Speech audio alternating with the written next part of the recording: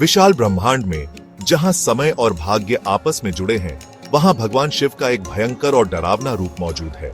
काल भैरव, समय के स्वामी और अहंकार के नाशक। लेकिन शिव ने भैरव को क्यों बनाया?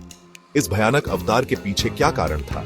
आइए काल भैरव की कहानी को उजागर करते हैं, जो अहंकार, न्याय और दिव्य शक्ति की एक कहानी है। बहुत समय पहले ब्रह्मांड संतुलन में था, लेकिन ब्रह्मा, जो ब्रह्मांड के रचयिता हैं, उनके हृदय में घमंड जड़ें जमाने लगा। अपनी शक्ति के मद में चूर ब्रह्मा यह मानने लगे कि वे ही सर्वोच्च देवता हैं, सभी से बड़े, यहां तक कि भगवान शिव से भी। मैं सभी प्राणियों का रचयिता हूं, यहां तक कि शिव, जो एक तपस्वी है, वे भी मेरी रचना के कारण ही मौजूद है। सीन दिखाता है कि देवता बेचैन हो रहे हैं, क्योंकि उन्हें शिव की असली शक्ति का पता है। ब्रह्मा के अहंकार को सुनकर हमेशा शांत रहने वाले शिव विचलित नहीं हुए, लेकिन जब ब्रह्मा का अहंकार सभी सीमाओं को पार कर गया, तो शिव ने उनके घमंड का अंत करने का फैसला किया। उनके माथे से एक भयानक काला रूप प्रकट हुआ, काल भैरव, समय के स्वामी, जो अहंकार और अन्याय को नष्ट करते हैं। काल भैरव भयंकर और अजेय विचारों की गति से ब्रह्मा की ओर बढ़े। उनकी उपस्थिति मात्र से ही स्वर्ग में कंपी दौड़ गई। एक ही वार में भैरव ने ब्रह्मा के 5वें सिर को, जिसने अहंकार से बात की थी, काट दिया। यह कृत्य केवल एक हमला नहीं था, यह एक सबक था।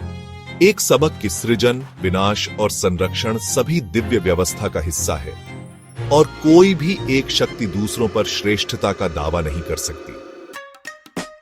मुझे क्षमा करें हे महादेव, अब मैं समझ गया हूं, अनंत सत्य के सामने अहंकार और घमंड का कोई स्थान नहीं है। हालांकि ब्रह्मा का अहंकार नष्ट हो गया था, लेकिन भैरव पर एक रचयिता का सिर काटने का कर्म बंधन रह गया। परिणाम स्वरूप उन्हें ब्रह्मा की खोपड़ी को समय की शक्ति की याद दिलाने वाले प्रतीक के रूप में लेकर एक भिक्षुक के रूप में दुनिया में भटकना पड़ा। उनकी यात्रा उन्हें काशी ले गई, जहां उन्हें अंततः अपने बोझ से मुक्ति मिली और वे पवित्र शहर के रक्षक बन गए। भैरव काशी में विराजमान है, जिनकी काल भैरव, समय के रक्षक, के रूप में पूजा की जाती है।